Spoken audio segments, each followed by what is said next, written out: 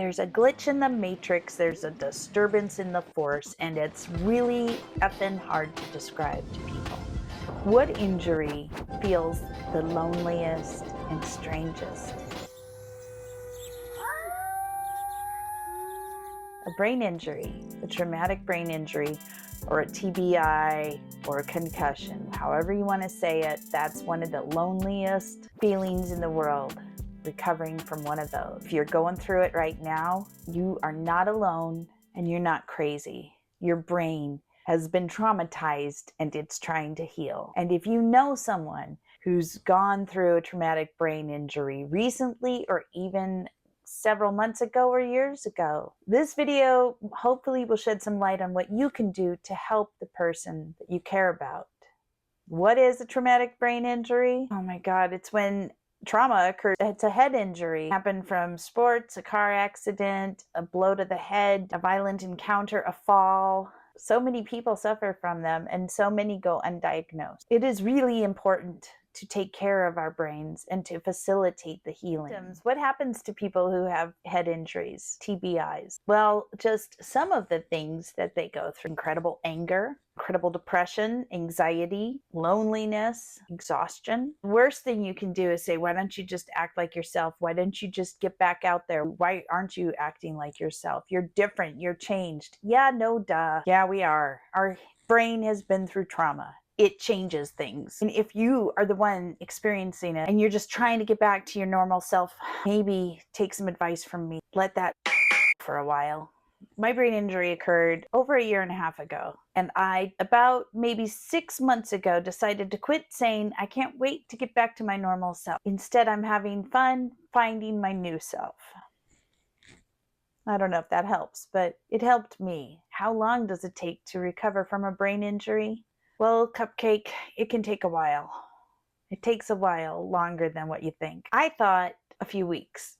Ding, ding, ding, wrong.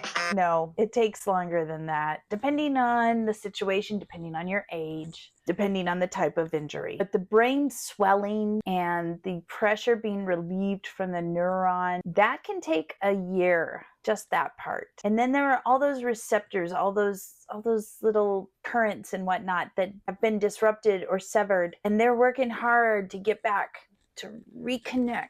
And that can take a long, long time. So give yourself some grace. Easier said than done, I understand. Depending on where you are in your recovery period, you right now could be angry as hell. I say my inner Godzilla came out during my recovery period. It's so frustrating because people don't understand.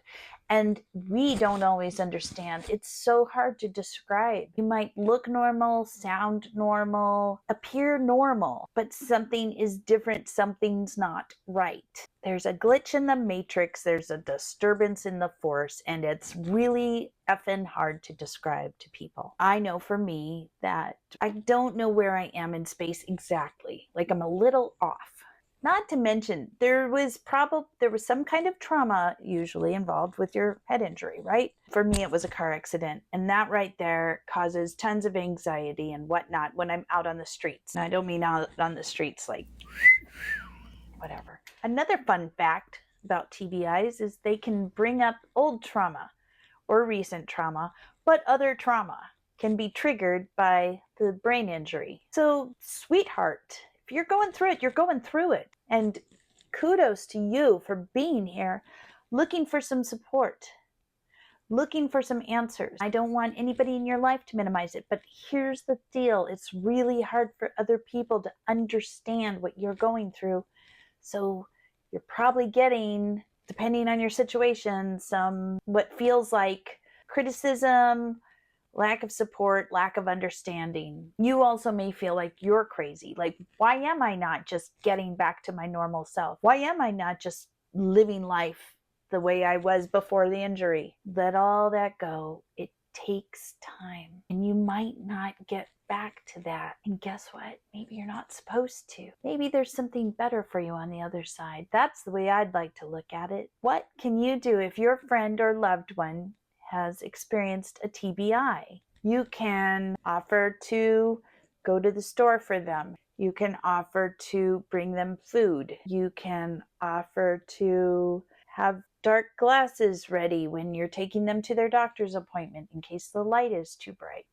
You can share podcasts with them that they might enjoy listening to. Your friend or loved one probably isn't going to be the little party person that they may have been before the accident, and that's okay. You can explain to your friend or loved one that you love them just the way they are and that you're here for them and that you have no idea what they're going through, but you want to help. You can not take offense if they don't call you back. You can just send them a little text. I know you're going through it, and I just want you to know you're in my prayers. If you are a spouse of someone with a TBI, I don't know how you guys are doing it. I'll be honest. I don't have a spouse, and I'm glad that during this time I didn't. I can't even imagine what it would be like to be in a partnership with somebody, like a life partner, while going through this. In fact, when I first got into the brain injury clinic and I told the intake person that I lived alone, she said immediately, good, because I couldn't look at screens at all. I couldn't be on the computer, couldn't watch TV, couldn't even read a book. The cognitive rest that the brain requires during recovery from a brain injury is tremendous. Cognitive activity is very taxing on the brain. If you've made it this far in the video, please hit subscribe and like. To wrap up, as it is now nighttime and definitely time for me to get my cognitive rest. Learn your limits. Also, don't be afraid to let your inner Godzilla out, but maybe try to do it in a constructive way, not a destructive way. I recommend definitely keeping a journal. You'll see how you progress, because sometimes you're going to think that you're not getting any better, but it's not true. You just don't see it. Please do your best just to support your person. They're having a really rough time explaining what they're going through. They don't even know what they're going through themselves. Probably don't want to listen to the music that they used to listen to. You know, it's just different. They probably don't want to go to the family gatherings that they used to want to. It doesn't mean it's going to be that way forever. Just everybody's got to just really help the brain do its job. The brain, you must realize, is working really, really hard. It's working big time overtime to have all those connections come back. You think about what an amazing instrument it is. Anyway, for those of you going through it, I just want you to know, again, you're not alone. Here's the deal. Like, this comes with age, I think, but you want to keep growing, right? And growing involves change and evolution. Just look at this as a time of big change for you, and a time, an opportunity for incredible growth. Be patient with yourself. Be patient with your loved ones too. They're just trying to help, hopefully. If they're not, if people are being a pain in your ass, let them go. The important thing is to get better and to grow, and let's support each other. And if you ever need help, if you're ever feeling really dark, you need to reach out and call for help. Remember, suicide is a permanent solution to a temporary problem. It really is. And there is always hope. There's always hope. So reach out for help. Don't go down that path, okay? You are loved.